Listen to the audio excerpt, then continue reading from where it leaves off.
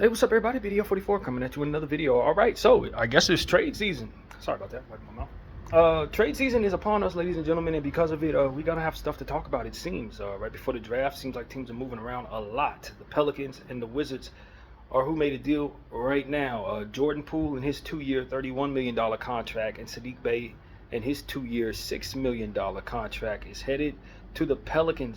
New Orleans is going to be sending C.J. McCollum 1 year expiring, $30 million expiring contract, and Kelly Olynyk 1 year expiring $13 million contract, along with a second-round pick.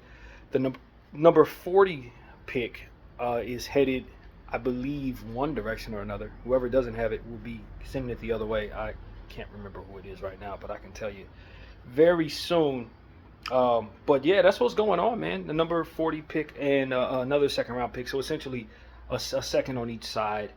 Also, Matisse Thybulle picked up his $11 million player option in Portland. You definitely do not want him on that. So, yeah, man, it's a lot going on there. Just looking at it in a nutshell, I would say that it's very good for the Wizards to have moved on from Jordan Poole, and it's also very good for the Wizards to receive $40+ million of expiring money coming off the books right away. This is a team with a lot of young talent. They don't need all that salary on their books. They really don't. So bringing in guys that are immediately going to be bouncing, as we said yesterday, what's his name? Middleton picked up his option, so that's also going to be an expiring contract.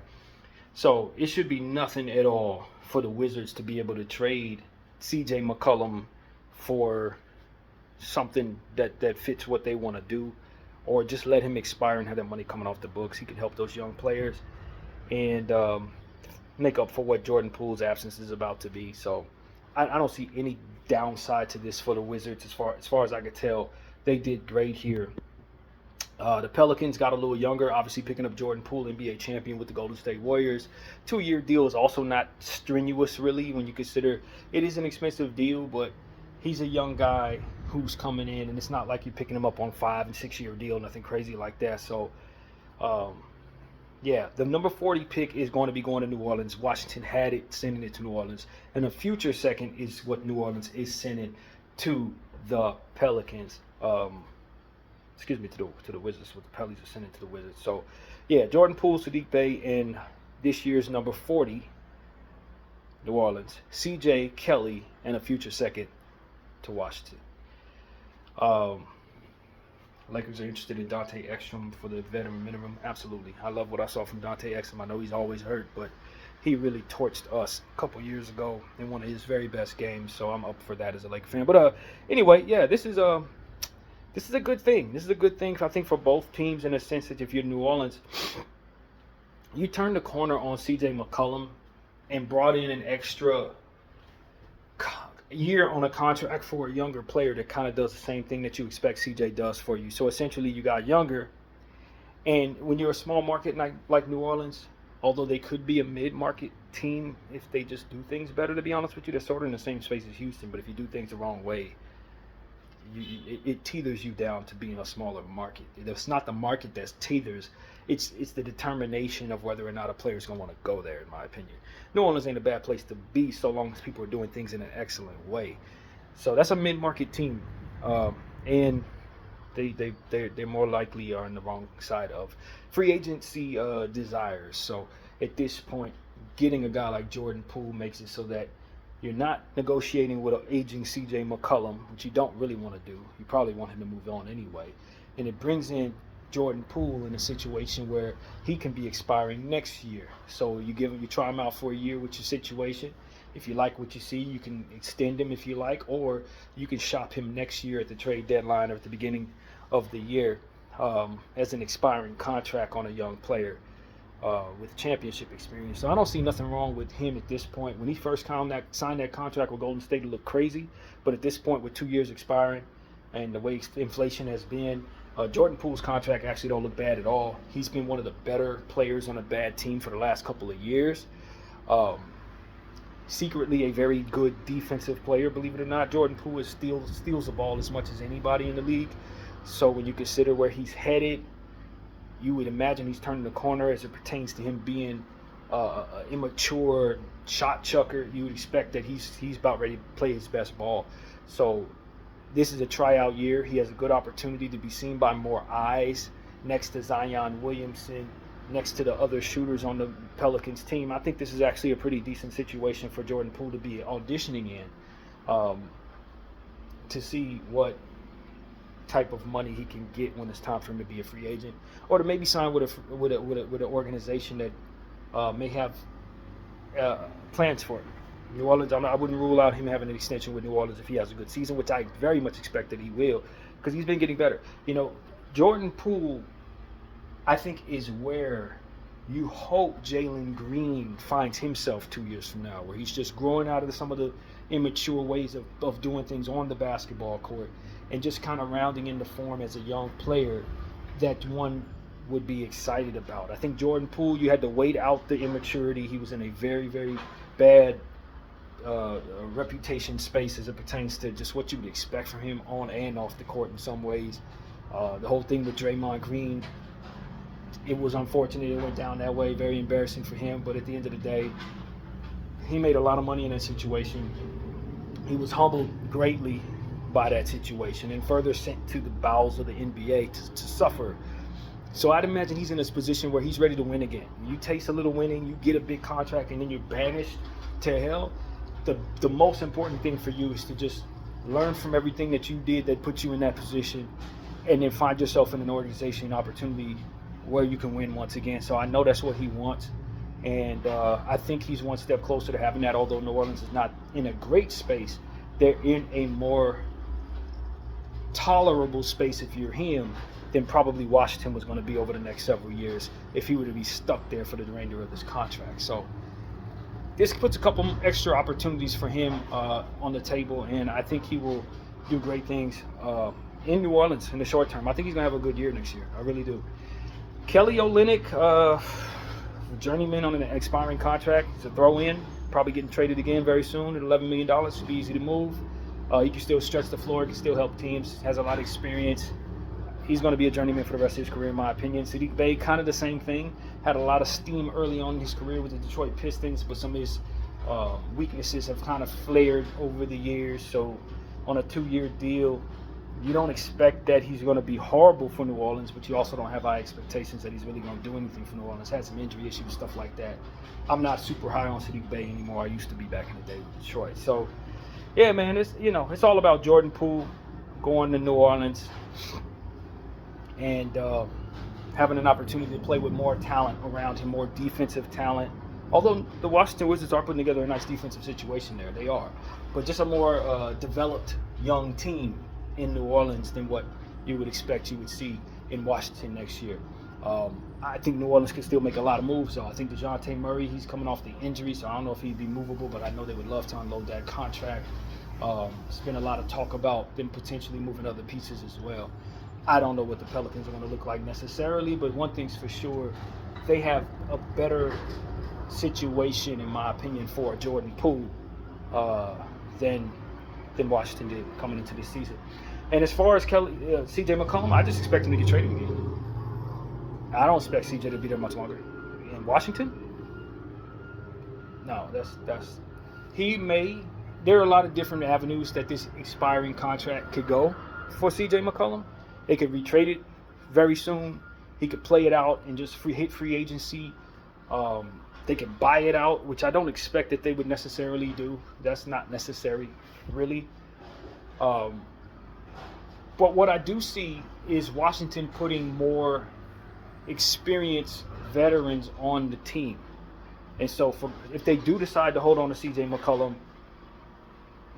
now suddenly you're starting to see something that can come together to maybe get an extra couple of victories for Washington and help those young guys along. It's curious because I've been noticing rumblings about them being interested in moving Marcus Smart.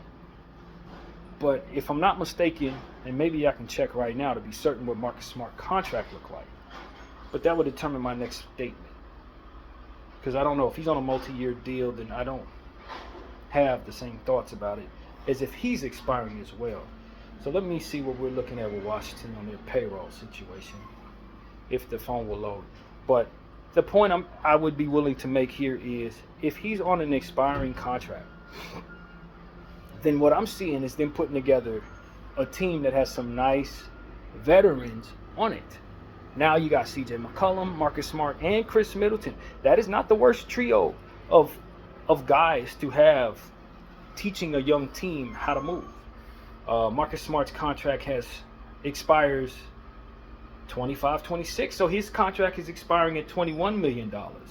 Chris Middleton's contract is expiring at $33 million. And of course, we've just mentioned that they're picking up C.J. McCollum on an expiring deal as well.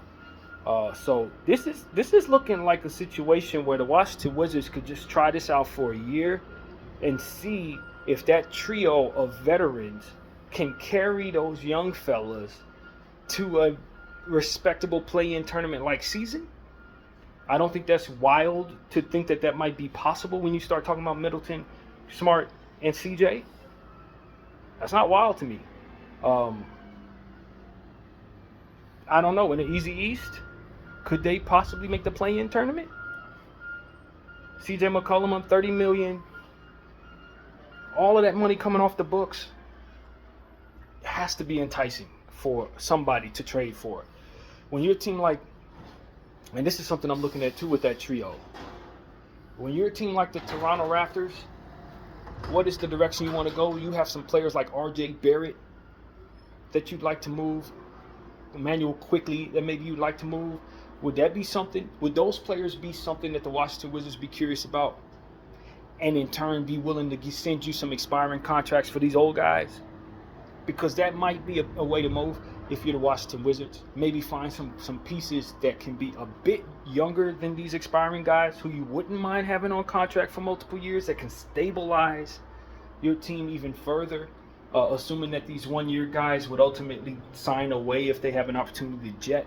Maybe it's in your best interest to try to find yourself some desirable pieces with 28-year-old guys who are likely going to be able to be starters until the young guys that you're drafting and trying to develop can step into those roles. Maybe those guys then would step back into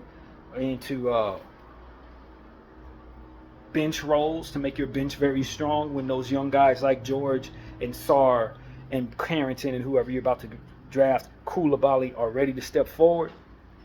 Because that's kind of how I would do it. Give me some Anthony Simon-like contracts. Some guys who are 28, 29, who at that point, when the guys that we have on tab that we're trying to develop already can be moved on as expiring contracts, or guys that are likely ready to take a step back, sit on the bench for somebody else, guys who could be good KCP-like role players that can overall booster my bench depth. Because see, Washington's in a very good position with these expiring contracts to send one to San Antonio, send the other to the Lakers, send the other to Houston, you know what I mean? And get these type of pieces that can ultimately fit the perfection of what it is I just described. Because it shouldn't be too difficult to do, because those are guys who can win. You can send one of them to Golden State. You can send the other one to the Indiana Pacers. You see what I'm saying? And find those pieces that will fit what I said. So I think Washington's in a great position when you have that much salary on win-now veterans who likely just want an opportunity to win a damn championship. CJ wants to win a championship. Middleton would like to get back to a championship. Marcus Smart left Boston this right before they made it the championship run. You know damn well they want to be in situations that are not Washington. So I think at this point, if I'm Washington, I'm really starting to create rapport with other GMs who are in winning situations with the intention of moving these expiring contracts. I'm not letting any of these people touch free agency. They're all moved at the deadline.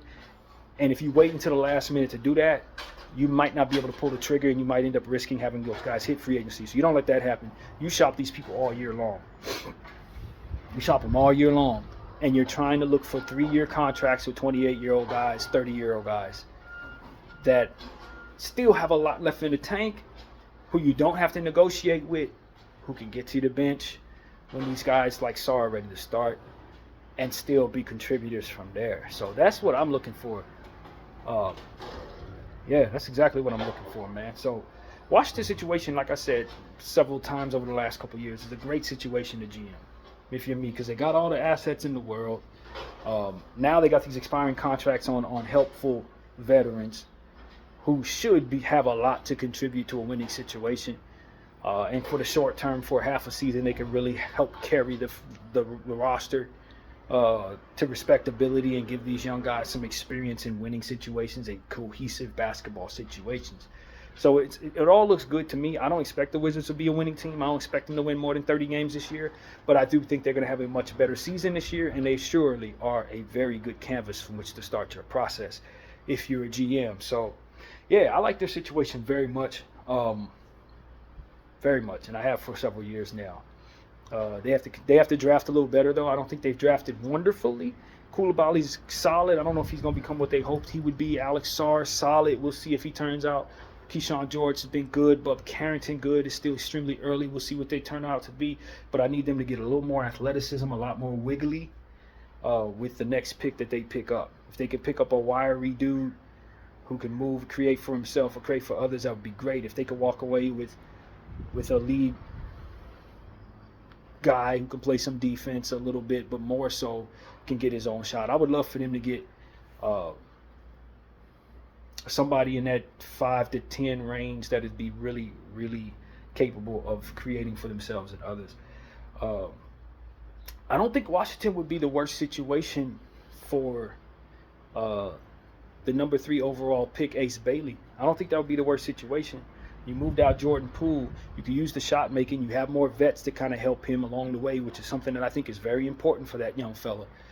A lot is being said about how he's maneuvering through this draft situation. I think it's almost a foregone conclusion that Philadelphia will pass on him. And he will probably be available at 6, to be honest with you. I don't think Utah takes him. I don't think Hornets take him either. But if I'm the Washington Wizards, I'd take it. Trey Johnson, I don't know if Trey Johnson will be available for them. But I'd imagine the Wizards would probably take him if he's available. But that's the type of piece I'm looking for. I want somebody who can create for themselves. Yakushonis, a flair guy, create for himself, create for others, lead guard capability, capable of making things happen for other people. That's another player I'm interested in for the Washington Wizards. So they're in a curious spot. And, of course, the New Orleans Pelicans are right next to them at 7.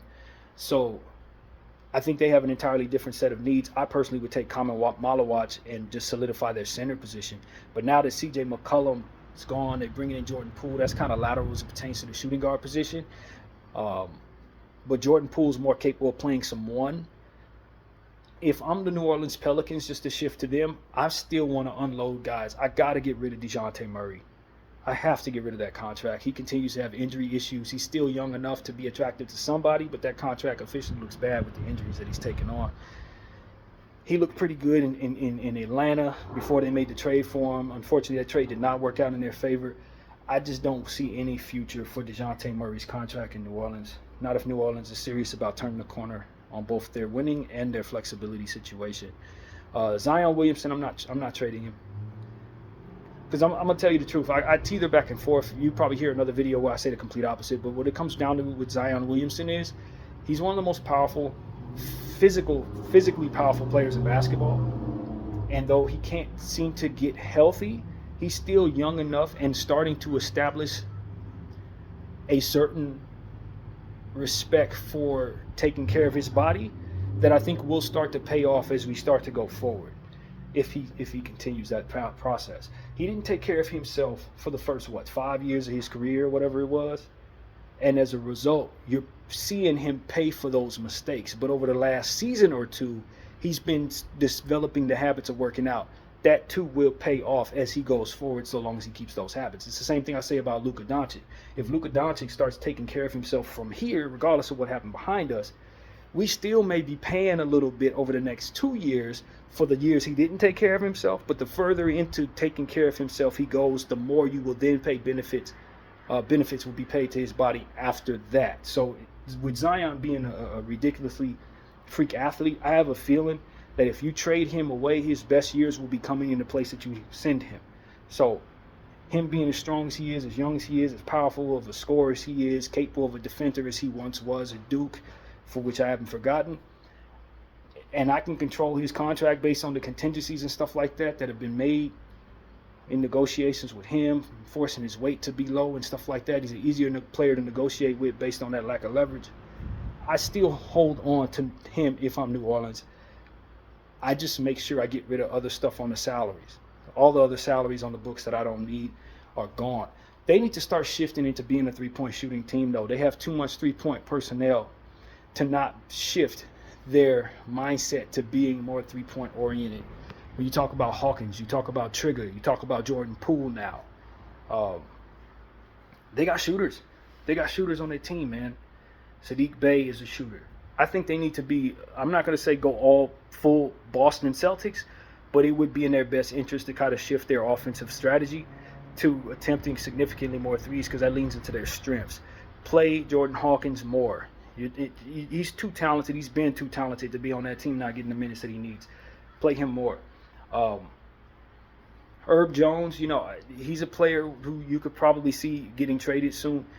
I like the idea of him in a lot of situations, but I think the Pelicans, with their situation, I don't know if he necessarily fits, especially if you're going to have to pay him a certain amount in order to go forward. I don't find myself in love with the idea of what he is in that situation. He needs to be in a winning situation, a team like that needs defense, although they do, but I just move on from him if I'm them. I can reimagine what his salary is in a different situation. Herb Jones, 2 years, $13 million. That's an extremely attractive contract. He's going to definitely get paid more than $13 million soon as he expires. So I'm likely going to be moving him very soon. If I were Washington, I probably would have wanted that contract, but I don't think that was available to them. And never lose sight of the fact that the New Orleans Pelicans have been finding stuff, man. Karlo Matovic, we paid very close attention to him last year. He started breaking out near the end of the year while no one was watching. He's going to be somebody who's going to be a regular rotation, who'll probably make some noise this year. If you're a team looking for something that could turn into something, you may want to go after him. A lot of times people want the players that have broken out. You know what I mean? It's like, oh, okay, now we know who Aaron Naismith is. Let's go after him. It's like, no, you needed Aaron Naismith 2 years ago when he wasn't nobody paying attention to him. That's where Karlo is right now. As I often say that. Look for the guy who's about to turn into something. Karlo Matovic is a player who's going to turn into something. I'm sure New Orleans is excited about him. So if they know what they're doing, they ain't going to let him go. But like me, if I'm a GM, I'm going to get him now. I'm going to just throw him into a trade that I'm making with the New Orleans Pelicans, bring him to my situation, and I look like a genius because I'm telling you, he's going to break out. It's not even a question. He's already begun. Brandon Boston, same thing. I wish I could have got him from the Los Angeles Clippers when he was there, because now you saw what he looked like when those players went down in New Orleans. He looked like a fantastic player. He's going to be great going forward. I don't think a lot of people are paying attention to what's going on in New Orleans, but between Boston and Makovic, they found players. They found guys. Just like I always say about the Minnesota Timberwolves bench, there's dudes back there you don't even know they can go. They can go, but they can go. And so, yeah, man, that's just what I want to say. There are certain players that you're waiting to see before being excited about. The New Orleans Pelicans have two that I'm telling you you should already be excited about. And that is Karlo Matovic and Brandon Boston. You should already be excited about that. So yeah, that's what I got to say about that. But yeah, when I look at the New Orleans Pelicans situation, they got a lot of 2-year contracts that should look really, really exciting. A bunch of money coming off the books next summer for them. Sadiq Bey, Jordan Poole, Jordan Hawkins, Herbert Jones, Jose Alvarado, Karlo Matovic, Antonio Reeves. All of those people are on 2-year contracts according to this thing. Fanspo. And Fanspo tends not to update their stuff a lot of times, so I don't really know. Maybe that's not right. But according to this thing, all of these contracts line up to be expiring at the same time. Now, a couple of these people I am going to want to negotiate with. Jordan Hawkins, I'm probably not letting walk. Like I said, Carlo, I'd want to hold on to if I'm them, etc. But they're in a situation that's not so bad either because a lot of this stuff is coming off the books very soon. Zion Williamson's on a 3-year deal.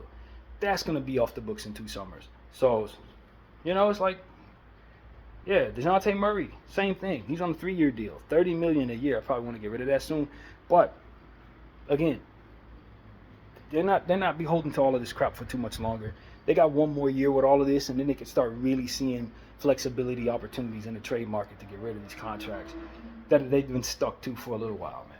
So they're a clean slate, man. I try to clear out. If I'm New Orleans, I just clear all this out. I'm clearing it all out. Anything not named Zion Williamson is pretty much getting cleared out. DeJounte Murray, Herb Jones, of course, Trey Murphy, I hold on to for me.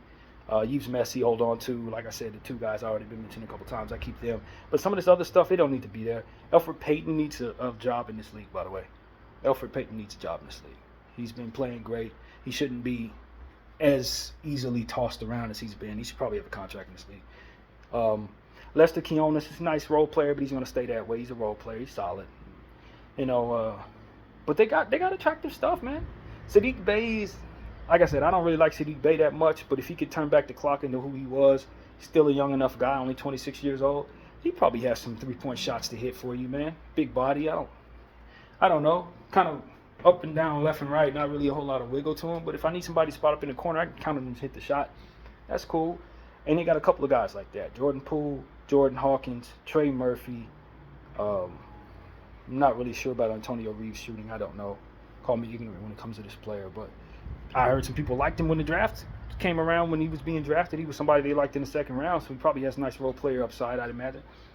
So, their roster is not trash. Whoever's scouting for them is pretty good, if I'm being honest with you. When you look at the stuff that's playing on the back of their bench, these are desirable pieces to have on the back of your bench. So there are teams out here in the league that have trash on their bench. When I look at New Orleans, they really don't. They don't have trash. I think the worst player they have, they just picked up. And Sadiq Bey, probably. They don't have a whole lot of trash. It's their stars that you don't trust. It's the big contracts that need to get the hell out of there. They do need another center, by the way. Yves Messi's the only natural center on this roster. If I'm them, I don't let that be the case after tomorrow's draft. If they don't take a center, I'd be very surprised. So they do have 2 picks to work with in this draft, having picked up the Pacers pick somewhere in the back of the draft. So I think they need to address their center position again with this draft. So yeah, I like what it looks like. I like what this looks like for the New Orleans Pelicans if they can get rid of DeJounte Murray specifically. That's the contract. That's the big move. If they can get that off the books, now that they're really in the money, if you ask me. That's the last thing that needs to be that must go. Everything else you can kind of operate with, at least for a season. So that's what I see there, man. Not bad. These 2 teams are not in bad situations. They're really not, man. I'm curious to see what the Washington Wizards do with their draft pick, though. I would caution people about something. And I've been hearing a lot about this. Even I was thinking like this when I was doing my mock draft. Because they have the presence of Corey Kispert on the Washington Wizards, who's a nice player, can shoot the 3 on a 4-year contract, $13 million. That's not great, but it's not bad. Pretty average. Corey's probably getting better from here, 26 years old. He's a solid player. I like what he does. I would caution people who are saying they need not draft Con Knipple because of the presence of Corey Kispert. When you start falling into that mindset, you could really find yourself leaving a very good player on the board. Con Knipple is a good player who can do a lot of things for the Washington Wizards. Now, in a nutshell, I think the Washington Wizards, as I said, need more wiggly athletes.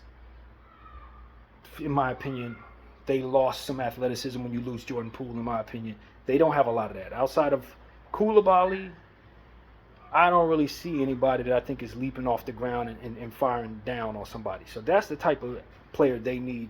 If I'm Washington, it would be an absolute dream to get the best athletes in this draft. So, for example,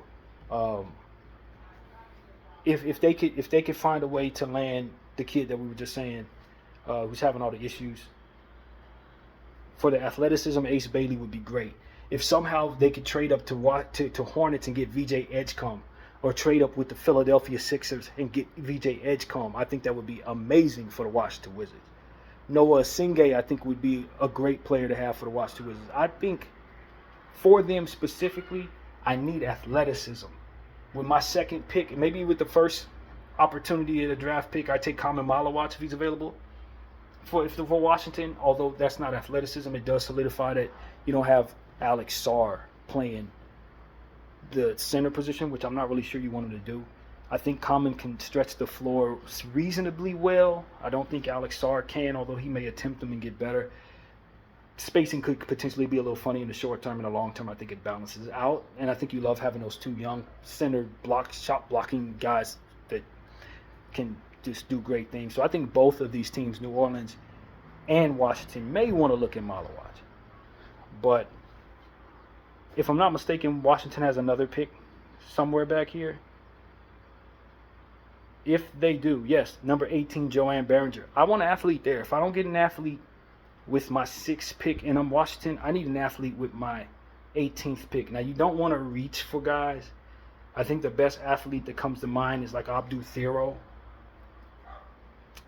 He's an amazing athlete, but you need him more on the defensive side. I think he can't stretch the floor, so it's a lot wrong with that fit, in my opinion, with Washington. But, you know, I need somebody who can jump, man. I need somebody who can fly. I need somebody who can catch a lob. I need somebody who's going to be wiggly. Ace Bailey, VJ Edgecombe would be the best players, in my opinion, in this draft for that idea. And I think Washington, with them having the 6th pick, should likely be, if I'm them, I'm going to engage with the 76ers because they don't want to take Ace Bailey. They probably would much rather be in the 6 range right now and get something on top of that, maybe one of these expiring contracts that the Washington Wizards have to help them get a bad contract off of their books or something like that. I'm sure Washington could do worse than negotiating with Philadelphia, depending on how that looks. But the key for me, if I'm Washington, is to solidify VJ Edgecombe so the Hornets can't get him. And so that Philly doesn't take him. Because those are the two teams that I think are going to try to snatch VJ Edgecombe. And I think VJ Edgecombe is exactly what Washington needs right now. Athlete. Somebody who can fly, bro. And so that's what I'm doing. I'm targeting Ace Bailey or VJ Edgecombe. And I think it's realistic for the Washington Wizards to be able to get one of those two guys. They need athletes. And there's not a lot of athletes in this draft, man. It's not a lot of athletes in this draft. Now, me, I mocked them taking Trey Johnson with my mock draft. I just wasn't thinking like I'm thinking right now, I guess. As I look at the Washington Wizards, I'm paying a little more attention to their roster. And to me, if all things remain equal, VJ and Ace are off the board. So at that point, you just take the best player available if you're Washington. And Trey Johnson would definitely be that at 6. So if everything remains equal, I still think Trey Johnson is definitely the pick for the Washington Wizards.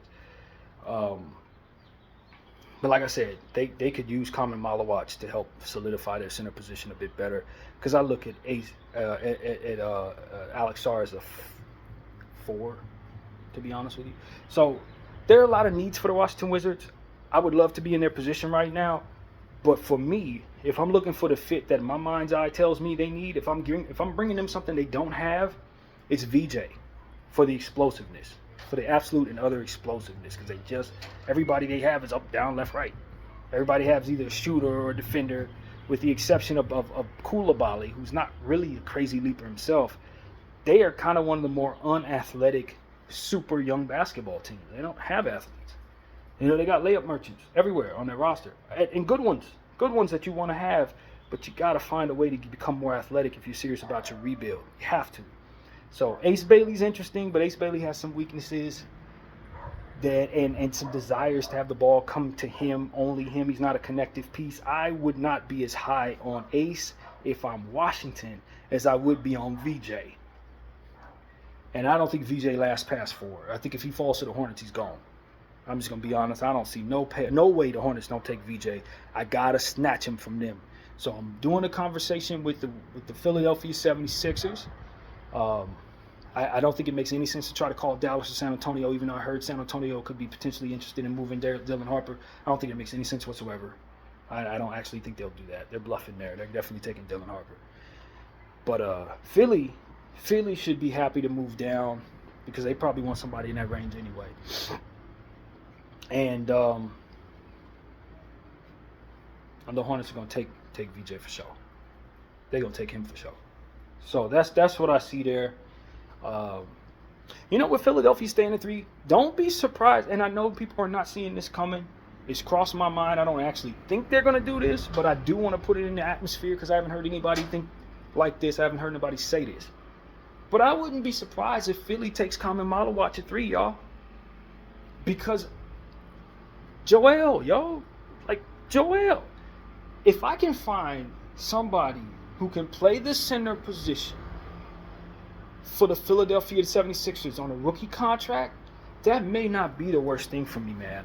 That's another reason why I probably moved to 6. I wouldn't mind moving down. Because I can solidify Common in theory with the 6th pick. I think he'll be on the board at 6. I think he'll be on the board at 6.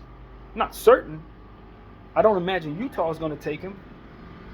I don't imagine the Hornets are going to take him, although they could with Mike Williams in place. They could, they were already ready to move Mike Williams, so maybe the Hornets take him. But I think the Hornets take VJ. I really do think the Hornets take VJ. I would kind of be surprised. Yeah, so I'm just saying, Philadelphia is in a position to where, with Ace not being somebody that they likely are going to take, VJ would be great, I guess. VJ would be great. But do I take VJ or do I trade down to Washington and potentially get something on top of that and then still take a guy that fits just fine who can likely take care of certain things that I need done if I'm Philly? Because Philly has a lot of needs, man. They have a lot of needs there. So if I'm Washington, I'm communicating with Philly, seeing if they want to swap 3 for 6. And if they are willing, I'm moving up to 3 and I'm taking VJ. I'm taking VJ if I'm Washington. So, I don't know. It's been said, for what it's worth, Ace Bailey put some names out there that he wouldn't mind going to. If I'm not mistaken, he said Washington, New Orleans, both of these teams, and the Brooklyn Nets were the 3 teams that I saw he said he wants to go to. So that's good news if you're either one of these teams. At least you know Ace Bailey has you on his radar. He ain't going to act a fool if you draft him because Philly doesn't have that luxury, and neither does Utah. But yeah, the Wizards could use what he does, but I just don't know about him as it pertains to a fit with the Wizards' young players. But them bringing in C.J. McCollum on top of Middleton and Smart makes me feel better about the atmosphere he would be coming into, which is very important. So maybe they go after Ace Bailey after all. Maybe that's what the Washington Wizards do. But I'll tell you this, I'm not engaging in Philly to trade up to get Ace, because I think Ace will be available at 6 potentially.